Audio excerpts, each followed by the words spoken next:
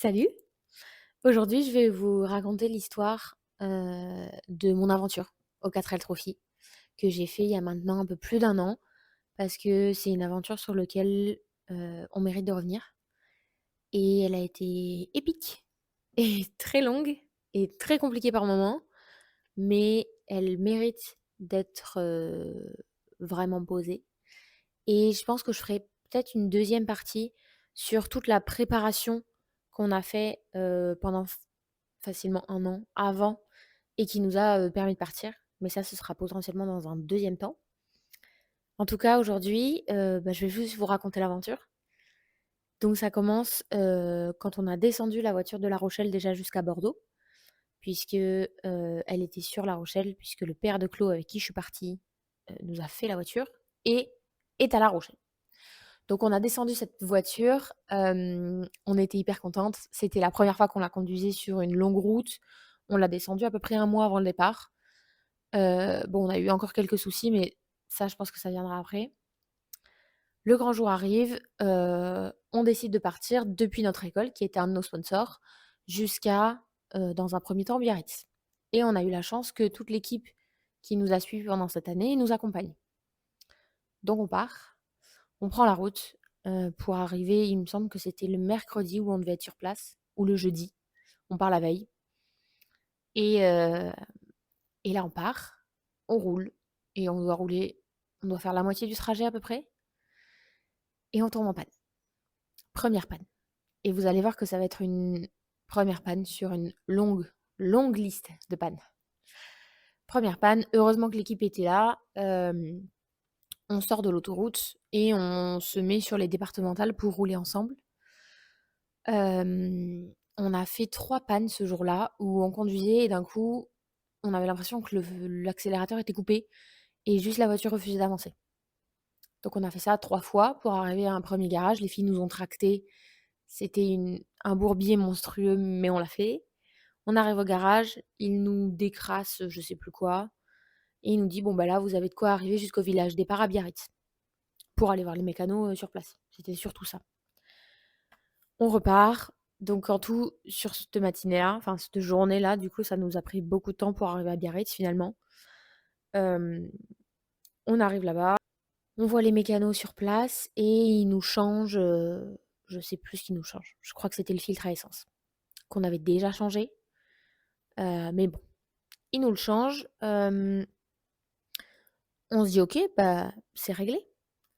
Donc on n'avait pas pu passer les vérifications, ce jour-là finalement. On dort, chez des amis à côté et le lendemain matin hyper tôt, il fallait qu'on soit aux vérifs parce que, c'était le départ à midi.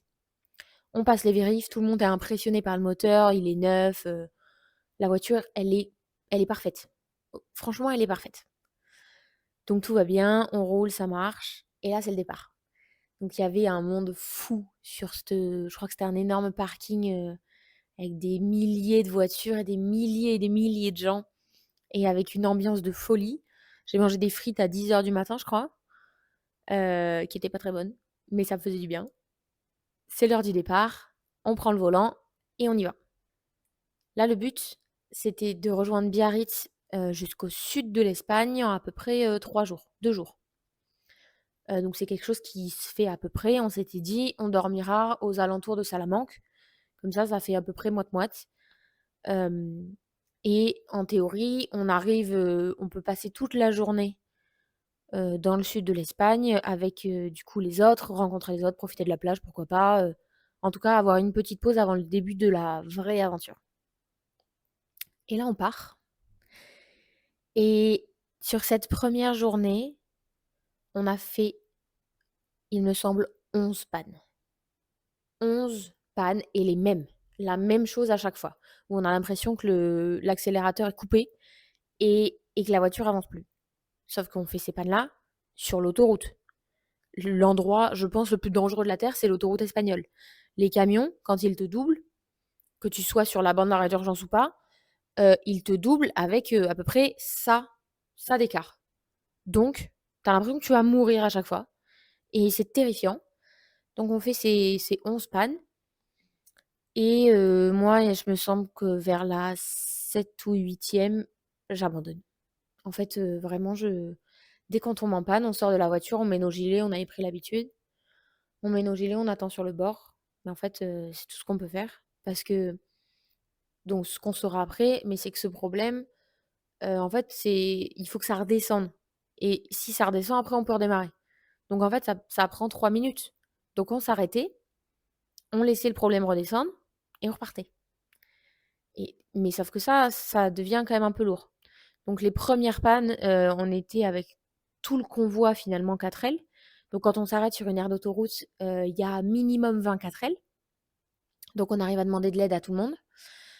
Personne nous aide, même l'équipe mécano veut pas nous aider et en fait, on apprend qu'ils n'ont pas le droit de nous aider.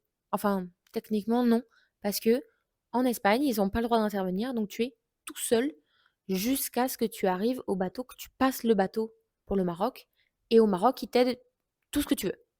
Mais avant, tu es tout seul. Donc, on continue nos pannes, on continue nos problèmes. On prenait de plus en plus de retard déjà sur la première journée. Et là, on arrive dans un patelin qui s'appelle Burgos, donc au-dessus de Salamanque, un peu plus au-dessus. Je pense que la moyenne d'âge de ce village, elle était à genre 85 ans. Il n'y a pas une supérette.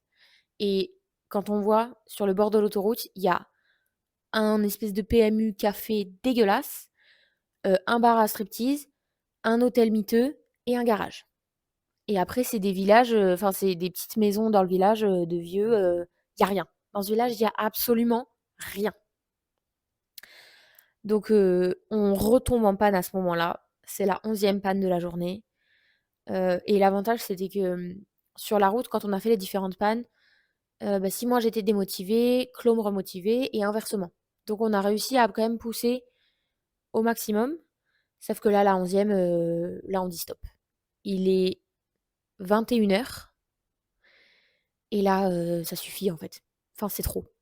Il est tard. De toute façon, il faut qu'on trouve un endroit pour dormir. Donc, on n'en peut plus. On tombe en panne sur ce qui est plutôt luxe en fait. Une grosse partie de l'autoroute juste avant, je crois, ou après ce village. Mais du coup, c'est une zone plutôt safe parce qu'il y a plein d'herbe à côté, donc on peut s'éloigner de la voiture et éviter de se faire rouler dessus par des camions. Il y a encore des 4L qui s'arrêtaient à ce moment-là pour nous aider. Je crois qu'il y a 3 équipages qui se sont arrêtés sur la dernière panne, mais bon, ça sert à rien, ça suffit. Hem Et là, en plus, il pleuvait des cordes. Mais là, on n'en pouvait plus et j'appelle l'assurance. J'appelle l'assurance, moi, j'étais à 2 doigts de pleurer et Claude commençait à pleurer, sauf qu'il pleuvait des cordes dehors, donc elle est rentrée dans la voiture. Elle était au téléphone, en train de pleurer et du coup, on n'entendait rien avec la pluie et les pleurs, enfin, c'était l'enfer. Je me suis énervée, j'avoue, j'ai dit: «Maintenant, ça suffit, tu vas pleurer dehors, tu me laisses appeler l'assurance, on pleure après». Donc j'appelle l'assurance, je leur donne les numéros de dossier, les machins, ils passent 1000 heures à faire ça. Hem Et je leur dis: «On est coincés ici, mais je sais pas vous dire précisément plus, venez nous dépanner. Là, faut qu'il y ait quelqu'un qui vienne nous dépanner en Espagne». Donc ils appellent, une dépanneuse du fameux village, de 80 ans, hein. Il nous ramène à son garage et le mec forcément parle espagnol. Moi, je parle pas espagnol. Claude ne parle pas espagnol. Le gars parlait pas anglais et bah, c'était compliqué. Donc c'était un enfer de parler avec le garagiste, parce que personne ne se comprenait, c'était trop technique. Donc le mec nous dit: «Mais non, de toute façon, je regarderai la voiture demain». On dit: «Mais super, mais il va falloir faire très, très vite demain». Il nous dit: «Beh oui, oui, vous revenez à midi et enfin vers, genre 11h et ce sera OK». On lui dit: «Beh super». Donc on va, à l'hôtel un peu plus loin, on prend une nuit, on raconte tout ça au père de Claude et en plus, il me semble qu'il allait décoller ou qu'il allait atterrir, enfin vraiment, comme il rentrait de Thaïlande, c'était vraiment pas le bon créneau pour faire ça. Donc on passe la nuit et le lendemain matin, il est 11h, mais 11h pile, hein. On se pointe devant le garage. Garage fermé. Genre le mec avait pas encore ouvert. On attend jusqu'à 11h45 que ce putain de garage ouvre. Le mec se pointe, tout gentil, tout mignon comme ça. Et on lui dit: «Bah, elle est où notre voiture? Elle est réparée?» Il dit: «Bah non, j'ai pas encore eu le temps de la regarder». «Mais comment ça?» Il dit: «Non, non, bah écoutez, vous donnez mon numéro là, enfin votre numéro à la secrétaire et elle vous appelle quand, j'ai regardé la voiture». On lui dit: «OK, mais nous, il faut qu'on reparte, enfin, c'est urgent, en fait». Donc on fait notre vie là dans le village où il y avait rien du tout. En plus, il faisait froid, c'était horrible. On trouve un resto qui ouvrait qu'à 13h, donc on a juste attendu devant qu'il ouvre. On mange un coup et ensuite on crevait de froid, donc on va à l'espèce de PMU et qui était immonde. Je prends un café, chaud et Claude prend un truc chaud aussi parce qu'on n'en pouvait plus. On s'est endormi sur un banc pour faire la sieste, enfin c'était l'enfer. Et genre le PMU, enfin le bar, je sais pas, café, il y avait genre un monticule de déchets le long du bar. C'était immonde. Vraiment, il y avait tous les routiers qui s'arrêtaient là, c'était dégueulasse. Et donc 14h, toujours pas d'appel. Donc là on se dit: «Ça va pas du tout le faire». On se repointe au garage et on dit: «Non, non, mais maintenant faut commencer à regarder la voiture, genre maintenant». Je sais plus ce qu'il fait, mais il regarde 3 pièces, il rechange la pompe à essence qu'on avait déjà changée une deuxième fois en cours de route et je crois que c'était le filtre à essence aussi. Enfin, les pièces qu'il veut changer, clairement, elles étaient neuves, qu'on avait changées de la veille. C'était pas ça qui était le problème et il nous les rechange. On dit: «Tu sais quoi? C'est pas grave». Il est, je sais pas, à peu près 17h passées, je pense, 18h. Parce qu'on l'a quand même suivi à la trace, le mec dans tout le garage pour qu'il regarde notre voiture. Et, et là, donc il nous dit: «Ouais, c'est bon, c'est fini, vous pouvez aller à la caisse». On va à la caisse, bah, il nous a juste déchargé de 300 balles. Voilà. En même temps, c'était un peu lourd dans le portefeuille, j'avoue. Donc on reprend la voiture, il est 18h et là, on se regarde, vraiment en sortant, avec l'eau et on se dit: «OK, il a rien fait». Là, clairement, on sait que ça a servi à rien. Donc on a perdu plus de 24 heures pour rien. On repart et on fait exactement 6 kilomètres. 6 kilomètres sur l'autoroute et on retombe en panne, la même panne. Donc là, on se dit: «OK, bon, on va rappeler l'assurance». Donc là, on était juste morts de rire, on a fait des TikTok sur le bord de l'autoroute pour s'occuper. Et autant la première fois, le gars est venu super vite parce qu'en fait, il était déjà au garage, je pense qu'en 20 minutes, il était là. Là, l'assurance nous appelle, donc elle se met en contact avec le mec, bah, le même puisqu'on était à 6 kilomètres, donc c'était lui le plus proche. Et là, l'assurance me dit: «Non, mais là, il vient de partir en intervention, par contre, donc il est pas là avant 1h30». Bon, bah, on s'est occupés, il faisait beau, on était au bord de l'autoroute, on faisait des TikTok, on rigolait, on a appelé nos familles. Vraiment, là, je pense qu'on était dans un état de déni, exceptionnel, en sachant que dans le sud de l'Espagne, il fallait y être pour un certain horaire parce que les bateaux qui étaient affrétés pour le 4L Trophy, il y en avait un le samedi vers 15h, je crois, un le dimanche à genre 1h du mat et un à 4h. C'était les 3 bateaux qui étaient affrétés pour le 4L. Donc si après on en prenait un autre, en fait, bah, on pouvait pas parce qu'après, tu perdais du temps dans l'aventure, tu étais pas sur les étapes, machin, enfin c'était pas possible. Donc il fallait absolument, mais absolument qu'on arrive sur ce bateau. De base, on devait prendre le premier, nous. Notre numéro d'équipage faisait qu'on était sur celui de samedi. Donc finalement, il vient nous chercher et là, on appelle le père de Claude qui venait de rentrer de Thaïlande, du coup, qui venait d'arriver, qui avait quasiment pas dormi. Et là, il nous dit: «OK, bah, je prends le camion et je pars». On lui dit: «Mais comment ça, tu pars?» Il fait: «Oui, oui». Là, je prends le camion, il dit à Claude: «J'attrape ton frère pour qu'il me tienne compagnie sur la route» et on part. Donc ils sont partis à genre 21h, je pense. Ils ont fait 500 kilomètres. Ils nous ont rejoints en Espagne et à 7h du mat, ils étaient là. Donc on lui a dit au garage: «Par contre, tu touches plus à notre voiture. En fait, là, on va juste la stocker chez toi. Tu la touches pas et demain, on a notre mécano qui arrive et si on a besoin d'un pont, crois-moi qu'on va se servir du tien». Donc le mec nous dit: «OK». On reprend une nuit à l'hôtel, on redort pas du tout sereine. Ils arrivent le matin à 7h, on leur offre un café et là, son père ouvre le capot et démonte tout. Il change toutes les pièces du moteur. Franchement, il y a peut-être un truc qu'il a pas changé, mais tout le reste, il a changé. Et il dit: «Bon, bah, on va rouler un peu ensemble, voir si ça marche». Parce que la première panne, elle était survenue à peu près 80 kilomètres d'affilée. Enfin, sur le départ, Biarritz, puisque quand on est rentré de La Rochelle, on n'a pas eu de problème. Donc on roule avec lui et au bout de, je sais pas, 40-60 kilomètres, première panne.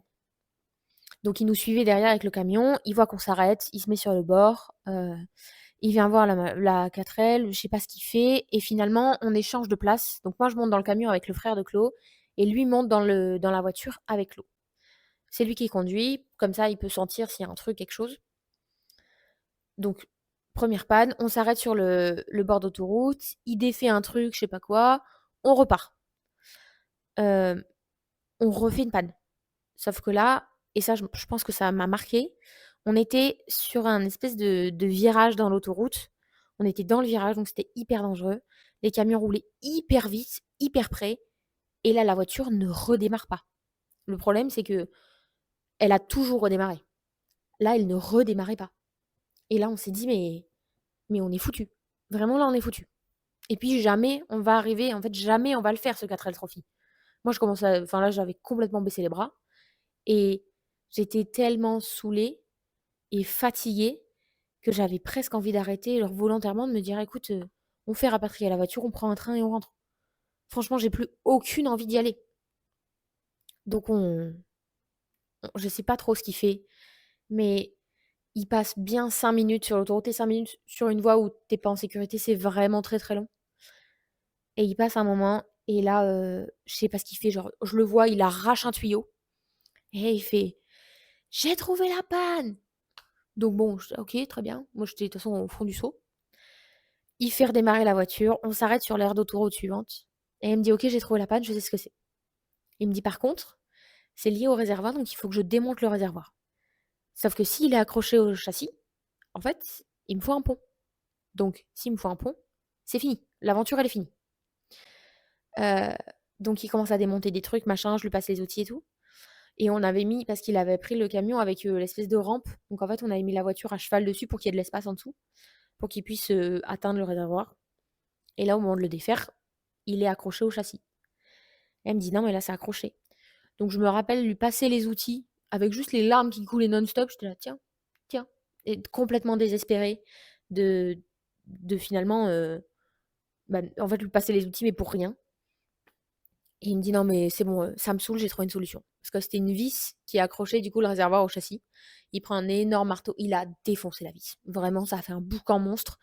Il y a la je sais plus comment ça s'appelle, la police espagnole qui est arrivée sur l'aire d'autoroute, on a fait mine de rien, machin. Laisse tomber. On a vidé le réservoir dans un bidon.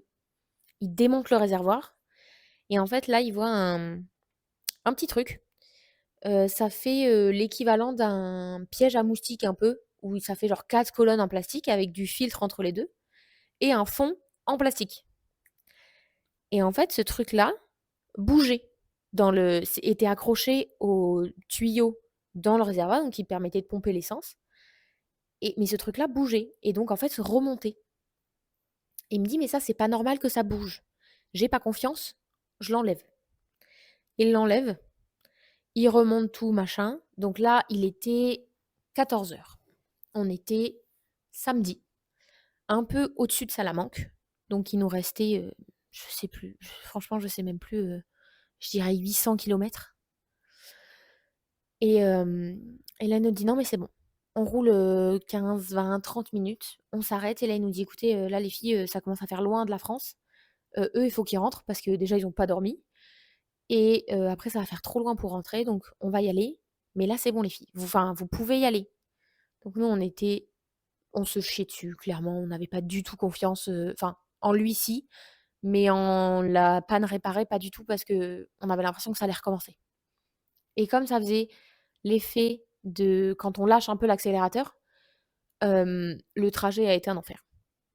Donc il est 14h, on est à 800 kilomètres, du bateau et là, on appelle l'organisation 4L parce qu'entre-temps, on avait tout posté sur les réseaux et en fait, il y en avait beaucoup du 4L de l'année où on le faisait qui nous suivaient. Donc quasiment tout le monde était au courant, je pense. Et on appelle l'organisation et on leur dit: «Bon, là, on est à 800 kilomètres. Est-ce qu'on a une place sur un bateau, genre le plus tard possible?» Elle nous dit: «Écoutez, vous faites ce que vous pouvez, vous me tenez au courant. Votre place, elle est réservée sur le dernier bateau qui part à 4h du mat. Faut que vous soyez, heu, prêts à 3h. À 3h, il faut que vous soyez dans le sud avec nous sur le port». On lui dit: «OK». Et du coup, on roule non-stop. On fait juste des pauses, toutes les 2 heures pour mettre de l'essence et changer de conducteur et on s'arrête pas. On roule, on roule, on roule, on roule. Il est 22h à peu près. On s'arrête manger et là, je lui dis: «OK, je pense que je suis la seule à faire ça» et je la regarde, la serveuse, je lui dis: «Mais en espagnol approximatif, hein. Je leur demande le café genre le plus grand qu'ils ont et le plus fort. Parce que c'est moi qui prenais le dernier tour de route et j'étais là: «Mais si j'ai pas ça, je m'endors». Donc là, sur les derniers tours, on a réussi un peu à dormir parce qu'on était épuisés. Claude dormait, j'étais là: «Je suis désolée, mais je vais mettre la musique et je vais chanter parce que sinon, on va pas arriver en vie». Donc on arrive, on roule, on roule, on roule et là on arrive, sur l'espèce de camp juste à côté du port où il y avait toutes les autres 4L. On arrive à 1h30 du matin. Donc clairement, on pose la voiture, on va pisser et on va se coucher et on fait une sieste, d'1 heure à peu près. Donc après cette sieste d'1 heure, 1re nuit dans la 4L finalement. Donc on teste un peu les matelas et là, le réveil sonne à 3 heures, faut aller au port. On va au port, on attend, on embarque et en fait, on se rend compte que tous les gens qu'on rencontre, ils nous disent: «Ah mais non, c'est vous, qui avez vécu ça, qui avez fait ça et vous êtes là?» «Ouais, on est là». «Et comment vous avez fait?» «Bah, on a roulé toute la journée sans s'arrêter» et tout le monde était choqué et les gens disaient: «Non mais moi j'aurais abandonné, j'aurais abandonné». Ah ben, j'en rêvais en fait. Je voulais juste rentrer chez moi, sauf que je suis partie avec une tête de mule qui, elle, ne voulait pas abandonner. Du coup, ça m'a remotivée à ne pas abandonner et on était sur le bateau et en fait, on n'avait pas réalisé, mais ne pas prendre le bateau sur lequel on devait monter de base, nous a pénalisés sur toute l'aventure. En gros, on est classé par numéro d'équipage, donc nous, on était le 708 et on était censé prendre le premier bateau et en fait, comme on a pris le dernier, on était avec les numéros 1000, 1400, 1300 à peu près. Sauf que tous les jours, quand on partait pour une nouvelle journée de route, en fait, on partait par numéro. Donc, de 7h30 à 8h, c'était de 0 à 400. Ensuite, la demi-heure suivante, c'était de 400 à 850, etc., etc. Donc, en fait, on n'a jamais vécu l'aventure avec les gens qu'on a rencontrés sur le bateau et les potes qu'on s'est fait, parce qu'on devait jamais partir en même temps et que, alors si tu partais en avance, t'étais pas pénalisé, mais si tu partais en retard, t'étais pénalisé sur la course en général. Donc, on descend du bateau et là, ils nous disent par contre, pour arriver sur la première étape qui est à Boulajoul dans les montagnes, il y a 10 heures de route et vous devez y être avant 20 heures. Il était midi. On se dit: «Bah, OK, c'est mort». On roule et là, comment vous dire qu'avec 2 heures de sommeil, les 10 heures de route, ça allait pas passer.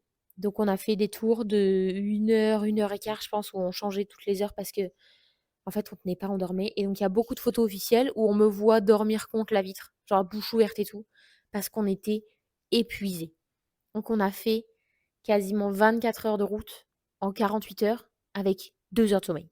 Ça a été un truc de fou.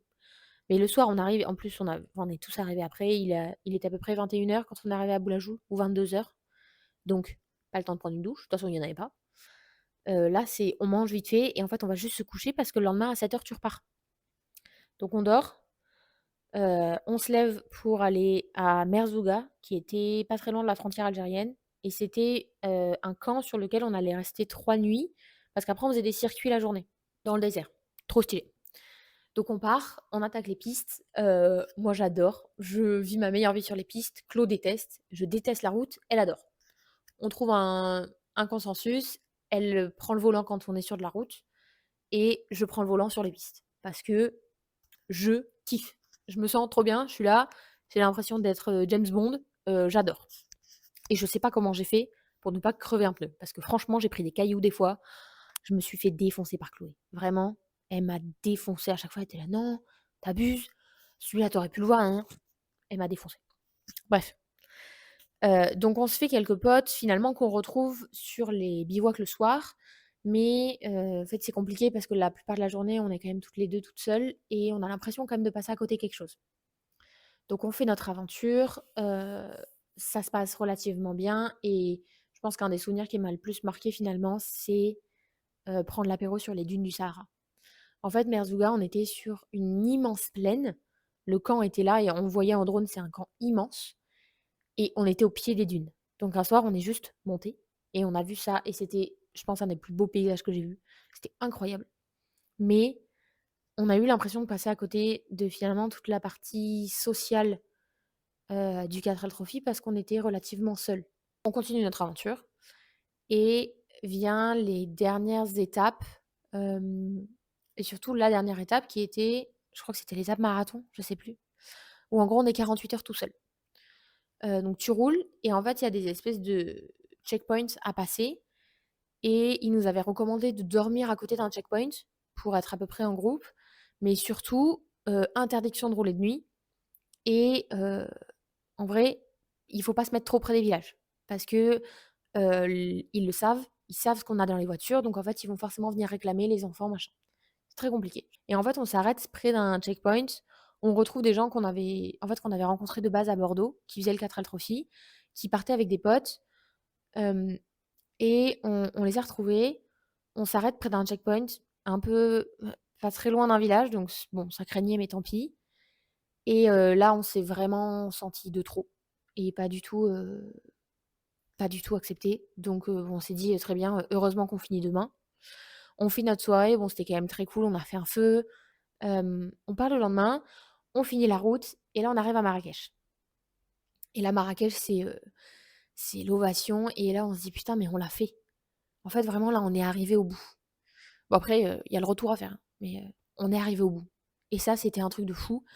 En plus, on a eu la chance d'avoir des copains qui nous ont rejoints là-bas et ça a été absolument génial. On est restés 3 jours de plus à se balader, à faire les cons tous ensemble. On était dans un immense Airbnb, c'était absolument génial. Mais là, on se dit: «Bon, bah, ça y est, faut rentrer, faut se taper la route du retour, faut remonter toute l'Espagne» et là, on s'était pas rendu compte à quel point c'était long. Et donc on est parti, on a mis, 2 jours et demi à peu près pour rentrer, je crois. Donc la première journée, on a fait Marrakech-Tanger. On a pris le bateau et on a dormi, bah, dans l'hôtel en fait, qui avait le terrain sur lequel on a dormi juste en arrivant pour le bateau là, où on a dormi 2 heures. On dort dans cet hôtel-là, et on se dit: «Bon, bah, le lendemain par contre, on y va et on fait le plus de kilomètres possible». Donc on roule, on roule, on roule et là, la route, elle était si longue, on se faisait tellement chier. Donc on avait mis sur le tableau de bord un téléphone avec une série. On avait un écouteur chacune, je sais, c'est pas très bien et bon, bah, celle qui conduisait, elle écoutait ça comme un podcast et celle qui conduisait pas, elle regardait ou elle dormait.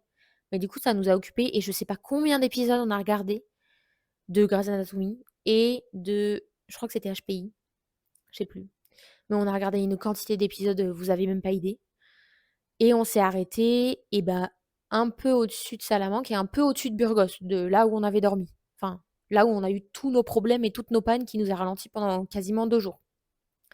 On dort et après le lendemain, on fait le reste de la route et je vous jure que on a passé le panneau Aquitaine, il a plu et on est rentré sur Bordeaux et là, en fait, je pense qu'on a eu un gros moment de déni toutes les 2.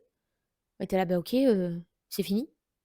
En fait, on a passé 1 an à se préparer pour ce truc-là. Ça a duré 10 jours et ça y est, c'est fini. OK, donc maintenant, il faut que je retourne à ma vie, comme si de rien n'était et ça a été très compliqué, j'avoue. On est rentrés. En plus, moi, je suis retournée bosser après et si vous avez écouté l'épisode d'avant qui parlait de santé mentale, le 4L Trophy est arrivé sur une période un peu compliquée mentalement. Donc je pense que c'est aussi pour ça que j'ai pas pu profiter pleinement de l'aventure parce que j'avais toujours ce poids et ce truc, j'étais sous traitement à ce moment-là. Mais ça a été, en soi, l'aventure, on l'a pas kiffé sur le moment, en tout cas pas autant qu'on aurait dû et c'est à force d'en parler, moi, que j'ai commencé à voir le positif.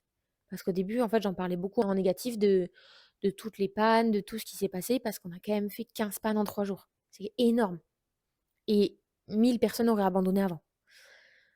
Donc j'ai eu du mal à relativiser sur ce qui s'est passé et en fait, c'est plus j'en parlais, bah, plus j'omettais certains détails qui avaient été négatifs. Enfin, toutes ces pannes, j'en parlais rapidement, mais je parlais de la vue, je parlais de la route sur les pistes, du séjour à Marrakech qui était fou, hem, de tout ça et donc plus ça allait, plus je relativisais et j'ai mis, je pense, un bon mois et demi avant d'en parler en positif du 4L Trophy parce que ça m'avait foncièrement marquée et c'est resté longtemps, entre nous en fait, finalement cette aventure elle a été un peu gâchée, est-ce qu'on le referait pas? Moi, la réponse a vite fait été: «Non, merci». J'ai adoré la faire, mais en fait, c'était épuisant mentalement et c'est surtout sur la préparation pendant 1 an, ça a été épuisant. Donc je pense que je ferai vraiment le deuxième épisode pour vous raconter. Moi, j'ai dit: «C'est mort, je le ferai plus». Alors oui, on aurait pu vivre ça autrement, mais d'un côté, on a vécu une aventure absolument extraordinaire. On fera ça qu'une fois dans notre vie, donc ça me va. Et ce truc-là, je reviens pas en fait d'avoir fait ça. Vraiment, ça me paraît complètement lunaire. Je suis retournée bosser, le lundi, on est arrivé le vendredi et je suis retournée bosser le lundi d'après et en fait, là, j'ai eu des nouveaux collègues qui sont arrivés et je leur ai raconté ça. J'ai fait: «Ouais, là, je reviens du 4L Trophy». Ils m'ont dit: «Non, mais c'est un truc de fou tout». J'étais là: ouais, peut-être». Mais en fait, j'étais complètement déconnectée de tout. Je me suis posée devant mon bureau, je savais même plus ce que je faisais comme travail. J'étais complètement à l'ouest. Vraiment, ça m'a déconnectée au plus loin de ce que je connaissais. Donc j'ai mis du temps à relativiser, heu, mais avec Claude, on voulait quand même immortaliser ce truc-là et se dire, «Ouais, on l'a fait ensemble» et franchement, ça a été alors ça a pas été ce qu'on attendait, mais ça a été absolument exceptionnel à faire. Donc on s'est fait tatouer pour s'en rappeler et donc on avait sur notre logo, on avait un chameau à 3 bosses, donc qui s'appelle un chamomo. Claude a fait le chameau entier et moi j'ai les 3 bosses et on a fait ça ensemble, il y a à peu près 1 an pour marquer cette aventure et franchement, en y repensant, c'était un truc de fou.